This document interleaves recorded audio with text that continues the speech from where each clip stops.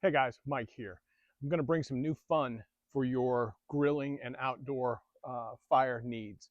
The company sent us this for our review. So let's fire it up. Put a propane cylinder on the bottom of it. Turn the gas on just a little bit. Doesn't have to be much.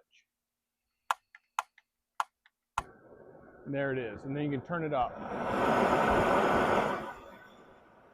Let's light the charcoal. Look at that.